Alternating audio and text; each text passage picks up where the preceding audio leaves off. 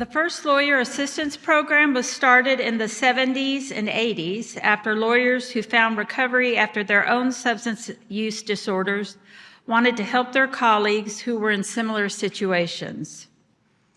The Texas Lawyers Assistance Program, or TLAP, helps lawyers, law students, and judges whose ability to perform professionally or academically is impaired by substance use, mental health disorders, or cognitive impairment find support services. In this presentation, Michelle Fontenot, the director of TLAP, will show us some of the resources available to treat these conditions that create difficulties for lawyers, their clients, and the court. I visited with Michelle prior to this presentation. She's a lovely person. She has great information, so welcome. Thank you.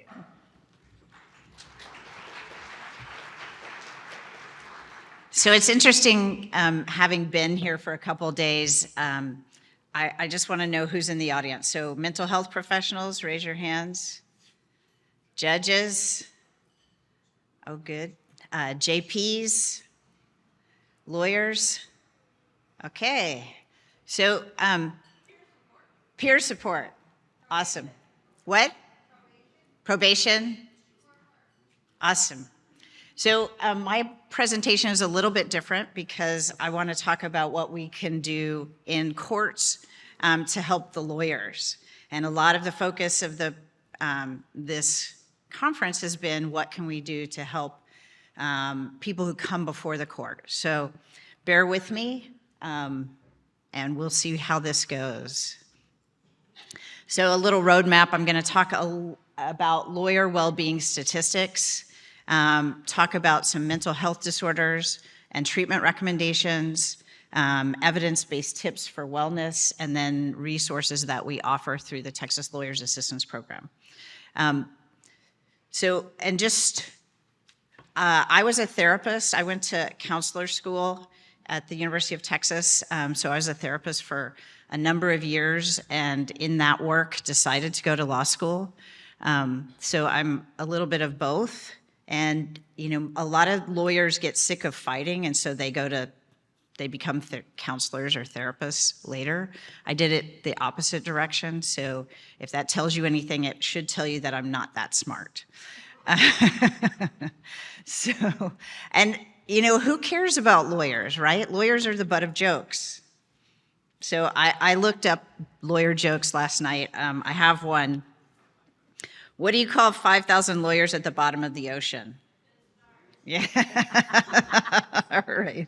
So my challenge for you is live large, love a lawyer. So lawyer well-being, one of the things, you get ethics for being here, ethics credits, so that's nice. It gets people to come listen to me. But it's important for lawyers to you know, you become a better lawyer, you're a better judge when you take care of yourself.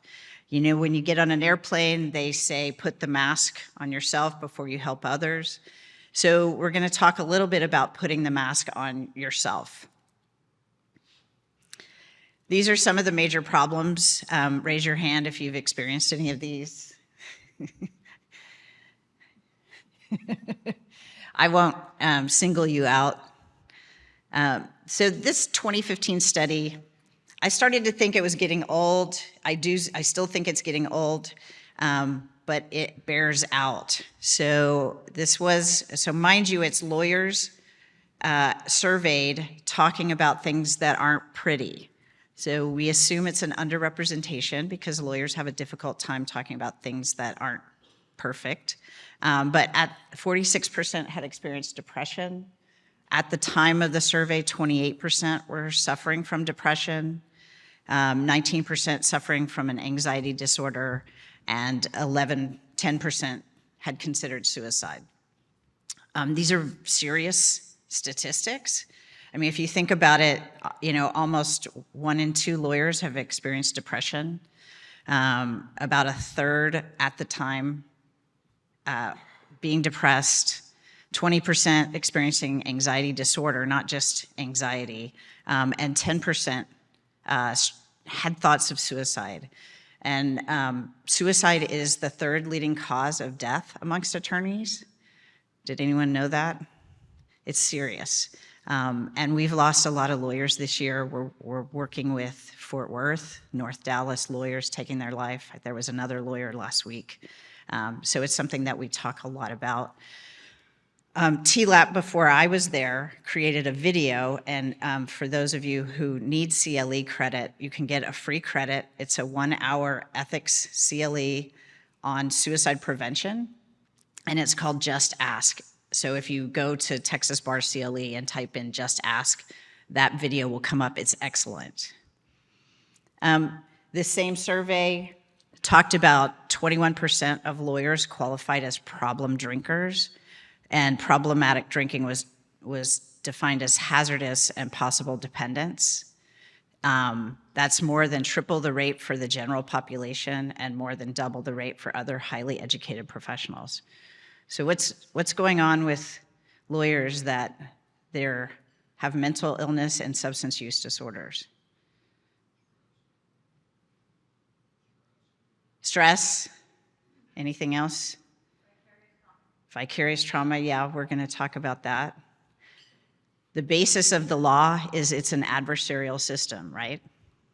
So you're fighting every day, and your opposing counsel's job is to make you lose, right? So, and when I said it, the old study bears up. This was a 2022 study from the University of Chicago. So similar statistics: burnout, anxiety, depression, unhealthy or hazardous substance abuse use, and suicidal thoughts. So this is the happy, exciting presentation. Let's talk about law students. So how many of you are recent graduates from law school? A few. How many of you have young lawyers appear before you in court? Awesome. So this study was done in 2021, and a similar study was done in 2014. And if you look at the comparison of the statistics, almost everything doubled. So I often ask, nobody knows why that is. Is it a function of younger people have reduced stigma for asking for help or for identifying mental health disorders? Are the numbers really that high? And I think it's probably both. So some interesting statistics up there that stand out for me is that 68% said that they needed help for emotional or mental health problems, and this was in the prior 12 months. So law students are struggling. And then the trauma statistic. And Judge and I were talking before, so many people have experienced trauma, and what we talk about is the opposite of, or the counter to trauma is resilience. So trauma is a kind of a prevalent experience in most of our lives. Certainly these law students have experienced trauma. So it's just something to know about. And the one statistic that went down was binge drinking. The study author thinks it was kind of a function of, in 2021, not a lot of people were going out to bars, but it's a survey, so there's no real way to tell. But when I polled law students and asked them who was drinking in bars in 2021, they were, a lot of them, that made sense to them, that they just weren't out. But nevertheless, the statistics are concerning because 44% is still really high. Oh.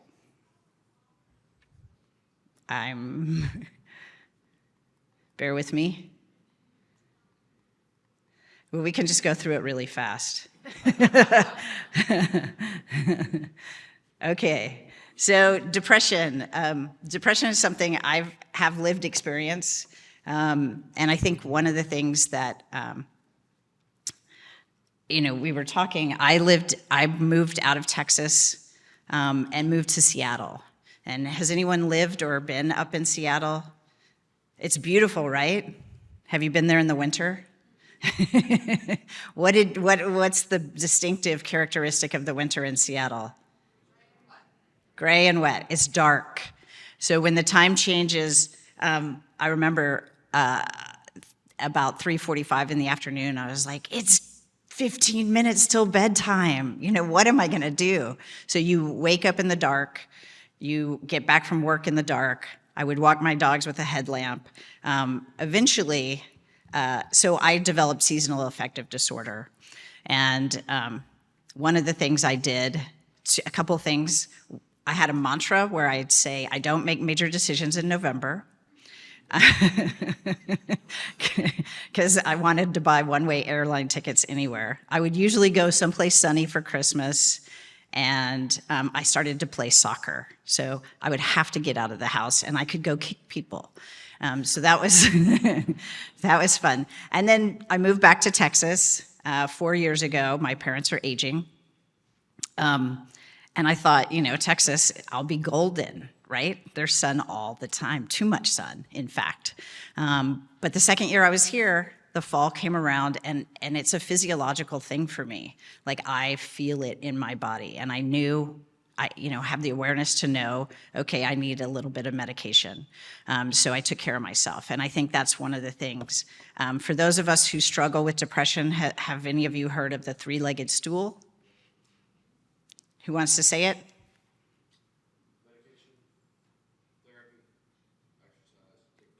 So medication, talk therapy, and some sort of exercise or taking care of yourself. And I like to say, I think it's important to be a part of a group where there's some unconditional support. So whether it's a pickleball group, whether it's a group of people, you know, your church group, but whatever you're doing, that's great. So three-legged stool. So, you know, symptoms of depression, I'm not going to go through them, but, and these are evidence-based practices for depression treatment and referrals. So group of unconditional acceptance, wellness practices, we just talked about that. And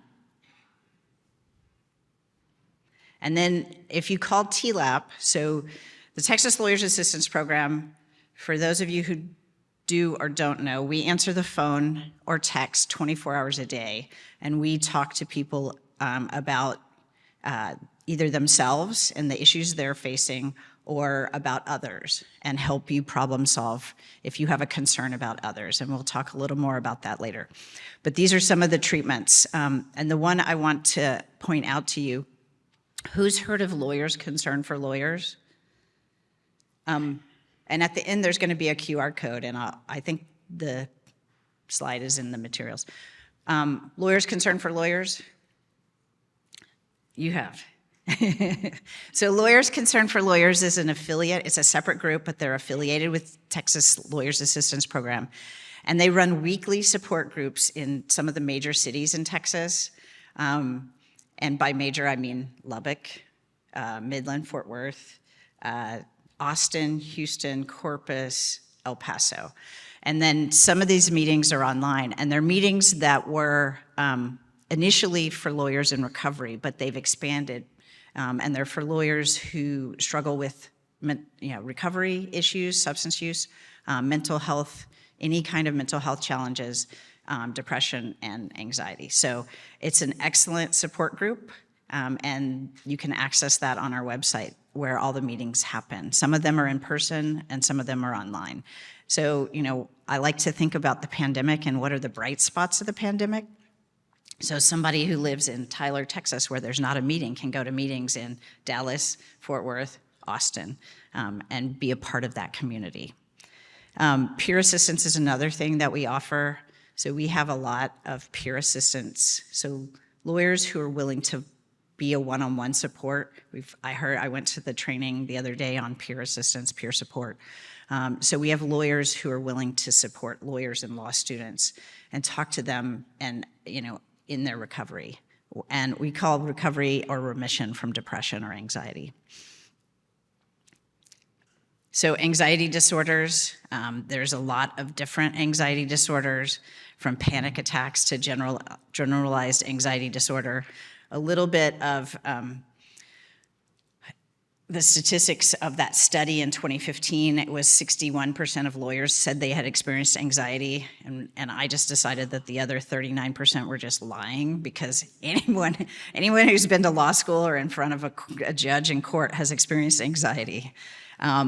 So a lot of the symptoms, muscle tension, sleep disturbance, and they can cause a lot of other things. So similar to depression, the most effective treatment is a combination of cognitive behavioral therapy, including skills. Medication can help. It's not as effective as medication is for depression, and then wellness practices. I think it's also important to avoid alcohol and caffeine at no caffeine after 2 in the afternoon, or things that are going to impact your sleep. And then if you called TLAP, these are some of the referrals that we offer for anxiety treatment. So suicide, we talked a little bit about the warning, about the statistics of suicide in the legal profession. And I think, there's a lot of trainings right now on the prevalence of loneliness.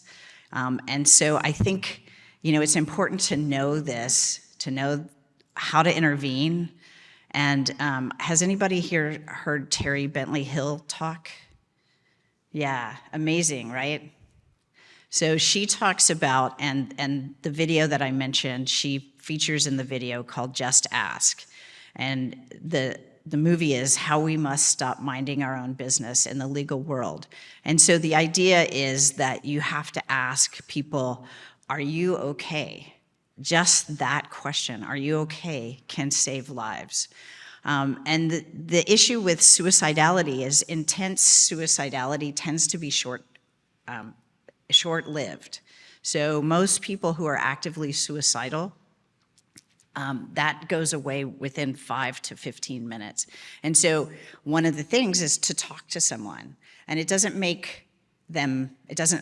cure anything, but it says you give an opportunity for them to let some air out of the balloon, to be heard, and then maybe you can intervene with some resources. And so a lot of times people will talk to us about their concern about a peer or a colleague who may or may not be suicidal. And I think in Texas, there's that tendency when someone tells you, like, this is gonna be my last case. I'm never gonna practice law again, or I'm gonna end it after this case. And there's a tendency for us to say, oh, you're fine. Do you know what I'm talking about? Like, oh, you're gonna be okay. You'll do other cases. And it's, we have people who will call to learn how to say, that's concerning to me. Are you okay? Can we talk more about that? And I think, a lot of times if you ask a question of someone who is suicidal or feeling alone, they may or may not open up to you. The general expectation is defensiveness, right?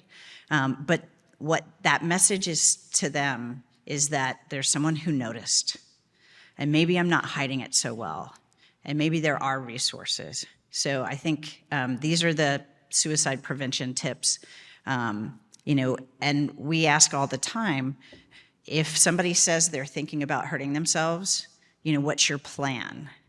And I think, has anybody, I know people have asked that question, what would you do if you were gonna hurt yourself, what would you do? Have you asked that question?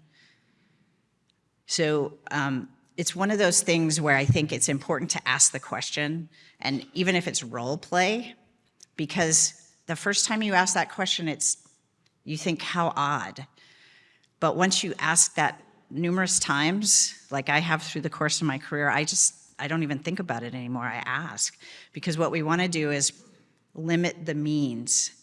So if somebody's gonna use a gun, then you ask them to put the bullets someplace and the gun with another person. You wanna make it more difficult. So that's, and you can certainly call us to talk through those situations. And then resources. So that's another thing that you can call TLAP for, to know the resources. But somebody talked the other day about 988. It was, I guess, in San Antonio, and how 988 is working. But do people know what 988 is? So National Suicide Lifeline. So they wanted to make it a 3-digit. I think it's super cool. So that is something that needs to be out and about. So substance use disorders, there's the definition from the American Society of Addictive Medicine. People keep using the substance even though it's impacting and causing problems in their lives. I don't know about you, but anyone who's been to law school, there was an abundance of alcohol at my law school, right? I went to law school at night, so I would work during the day, go home, take care of my dog, go to school at night, and there was always some sort of event, a buffet, and that was how I fed myself. And so we would get a buffet plate and a glass of wine and go into class because I was a grown-up when I went to law school. I wasn't 20, I was double that age. I don't want to talk about how long I've been a lawyer because then you'll do the math and you'll, but alcohol is prevalent in the legal community, and it's something that works for some people until it doesn't work. And so I think it's important that we learn how to intervene with those issues as well and ask people are you okay? And that's one of the, we get lots of calls from concerned others asking us to check in on attorneys who are using substances. During the pandemic, we created a new word that was called ZWI. What was it? Zooming while intoxicated. So, that people would call us and say, I was just on a Zoom hearing with a judge and an attorney, and there was, over the course of the day, there was increasing impairment. And so these are some referrals for substance use disorders. And when we say substance use, it's not all substances. There's other addictions, other process addictions. Gambling is a big one. Shopping, Amazon during the pandemic. Anybody want to confess? Having a box come to your house every day. So these are some of the referrals. And ASAM is American Society of Addictive Medicine. So secondary trauma was mentioned earlier. Lawyers and judges, I want to say, are particularly sensitive to burnout because, we hold a lot of people's worst problems. I practiced family law primarily in Seattle, and it's one of those areas of the law where a lot of places you're talking about an event that happened in time in the law, like a car accident or a criminal act or something that happened, and you're litigating that. But in family law, people are changing, right? People are getting divorced, and over the course of the divorce, the kids are aging, the relationships are changing. It's not a static thing, and it's very complicated. So a lot of secondary trauma. Anybody here have a sense of perfectionism? So I think there's a lot of perfectionism and intolerance of ourselves. Sometimes we're asked to act in ways that aren't aligned with our core values. Anybody have more cases than they can, spend time on, right? It requires long hours, and as I said earlier, it's an adversarial system. So under high stress, we tend to lose flexibility in our thinking, and we lose the ability to think about alternatives. We lose empathy for others. So think about when you're under high stress at work and then you go home. Anybody at their best when they walk in the house and their significant other says, are you gonna make dinner tonight? or you have to go to your kids, play at school, or, this impacts your life. And, it's hard to interrupt the thoughts of worry. So these are the whole presentation is about taking care of yourself.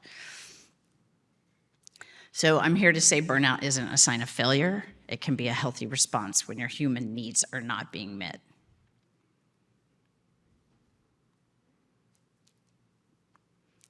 So I'm going to talk about 5 evidence-based strategies to improve lawyer. And when I say lawyer, it's just because that's what I do. But it's judges, it's therapists, it's all kinds of people. So the first one is help helps. So I think there's a lot of stigma. We've talked about that today. I don't know if anybody saw the flyer that we had that's about person-first language that was on my table that was called Words Matter. I have a few left in a bag if people want them. But asking for help is a sign of strength. And if stress and anxiety are getting in the way of daily activities, it's important to get help for that. I think it's important to create a culture in your work community where that's okay to do. There was a study that said 80% of people suffering from depression went into remission within 6 to 8 sessions of talk therapy, and the other 20% felt better. So anybody in this room remember who Woody Allen was? And he would talk about psychoanalysis and being on the couch for 15 years or something. So this is the anti-Woody Allen therapy treatment. You can go for 6 to 8 sessions and go into remission or feel better. And then have any of you been to your primary care physician and filled out the questionnaire that is the Beck Depression Inventory? It's like, have you slept more or less in the last 2 weeks? Have you felt sad? Anyway, so primary care physicians are a great place to seek help. And then TLAP, we can help with resources. And just so you know, anyone who calls, unless you're looking for a lawyer, we'll refer you. But if you call and you're a police officer, if you're the family member of a lawyer, we don't not answer the phone. We help whoever calls. We want to talk to court clerks. There's so many people who interact in the system. I thought there was a question. Anyway, we want to help whoever calls us. So paralegals, legal assistants, we don't discriminate. So TLAP, the calls are confidential by statute. We have a list of what we call lawyer-recommended professionals. So those are licensed professionals, therapists, prescribers, psychologists, treatment programs for depression and substance use.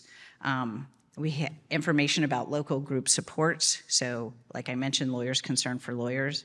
And we run 2 CLEs a month. So you can get your year worth of ethics and CLEs for free.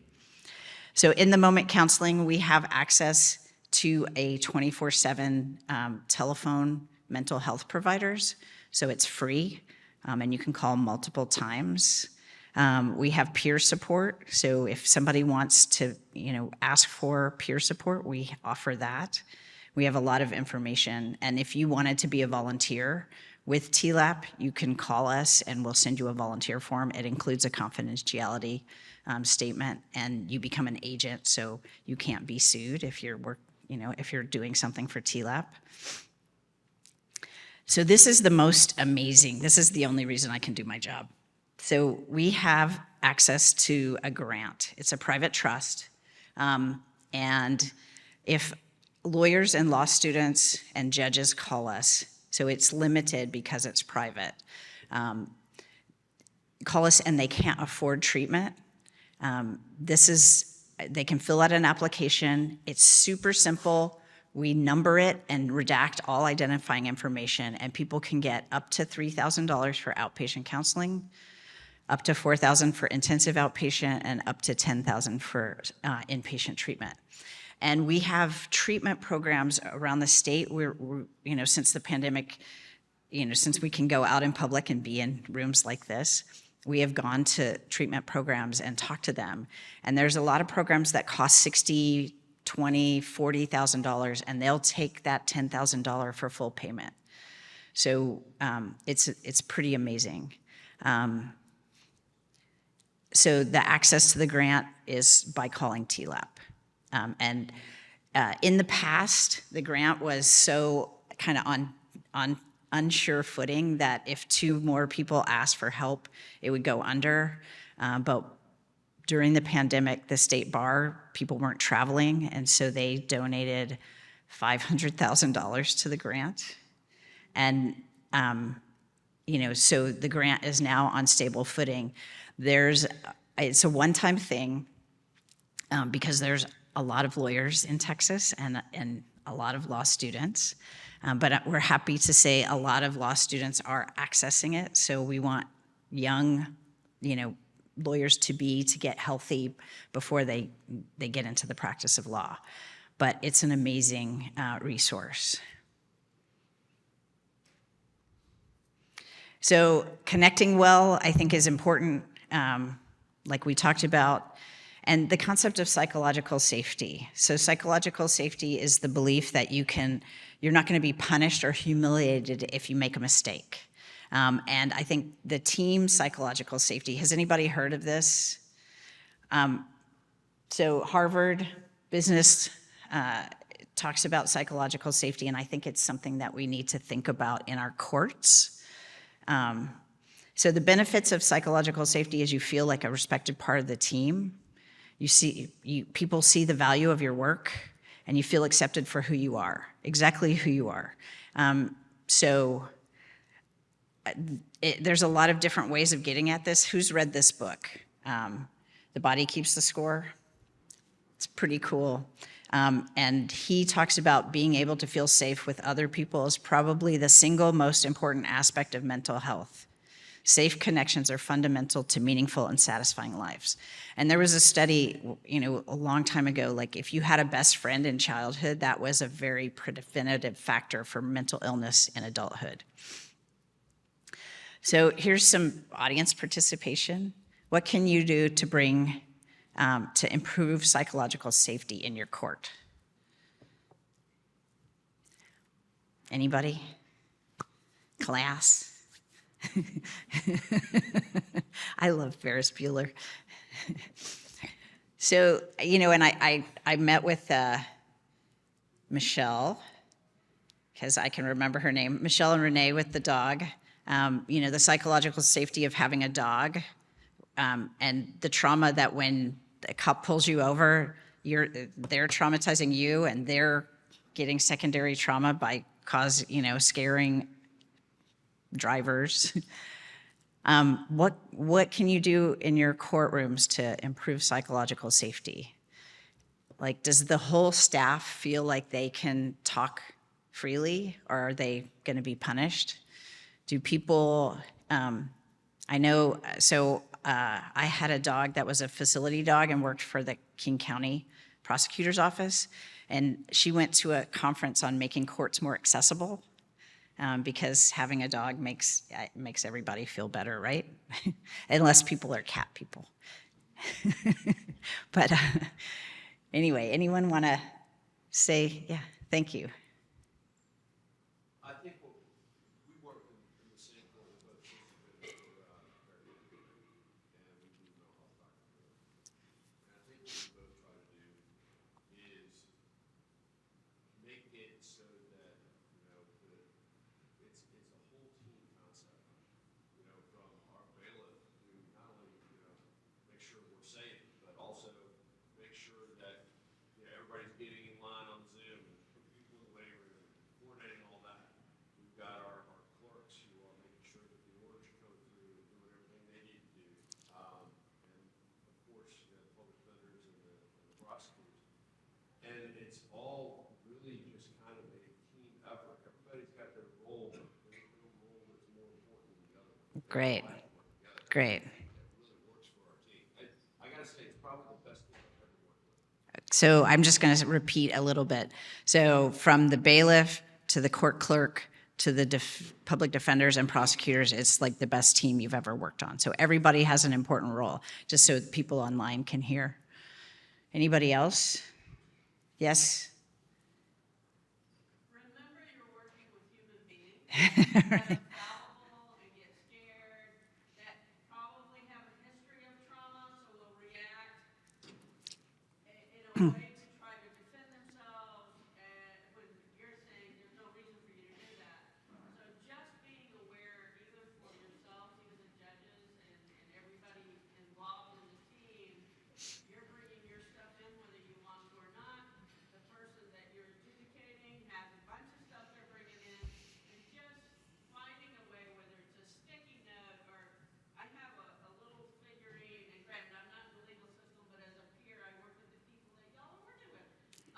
That is a little guy that you're sitting there smiling. Uh-huh. And there will be times on those Zoom meetings, it's like, go look at him. Because these people who may not be understanding are in fact human beings who are dealing with something themselves. And just being able to pull that perspective. Right, so remembering that people are human and they're all dealing with different issues, and remembering how to encourage, was that part of it? Encourage them, and, understanding their humanity. I think that's great. Self-talk. So who has a voice in their head that's a real jerk?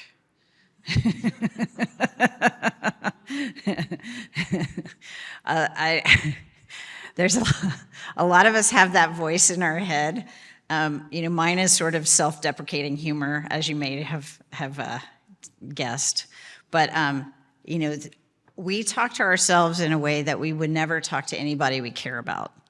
And the heart of self-care is to learn how to take that out and talk to yourself in a loving way. And I think it's, this is part of what cognitive behavioral therapy is about. But, being kind to yourself. There's a professor at UT, her whole job is self-compassion. She's amazing. Her name's Kristen Neff. I want to go take courses with her, but self-compassion, try it. I just like this slide.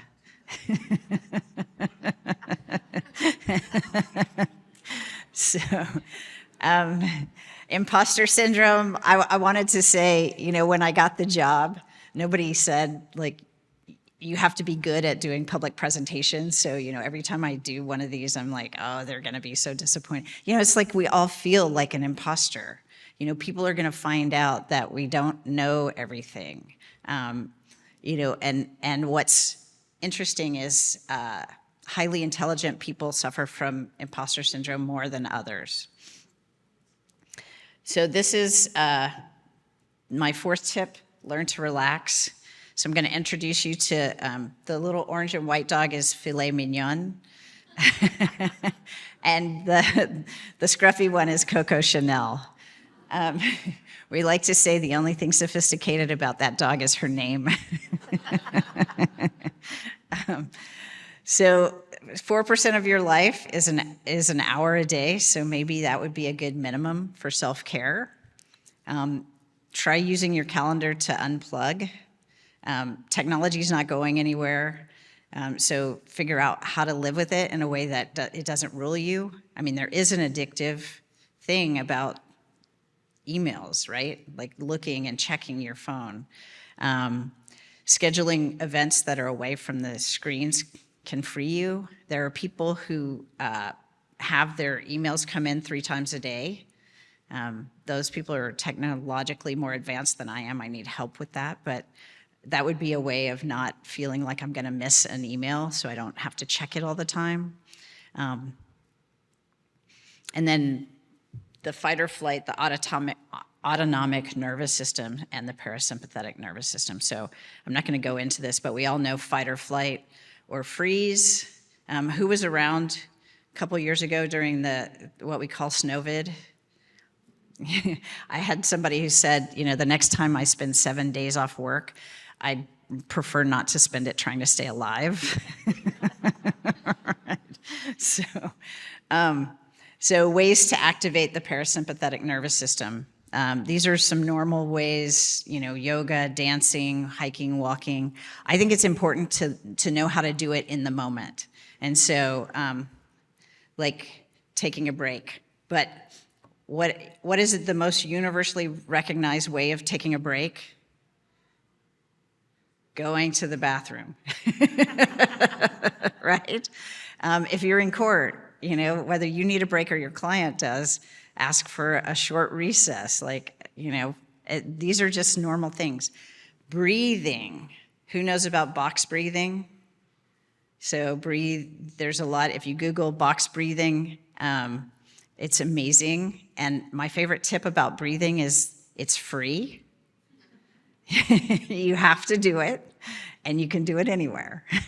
So, like, you know, go to the bathroom and just take some deep breaths. Let's see. And gratitude practice. What was it?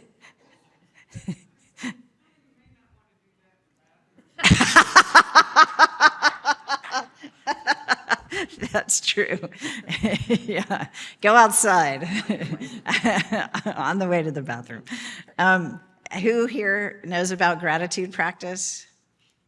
So gratitude practice is the, you know, it's an evidence-based intervention, and basically either at the start of the day or the end of the day, you write 3 things that you're grateful for. And we're not talking Dostoevsky, we're talking simple things like I'm grateful that Coco didn't swallow a tennis ball yesterday and need a $5,000 surgery. You know, it can be simple. I'm actually, like, the weather has been amazing. Who has been happy over the last week, right? Do you remember summer?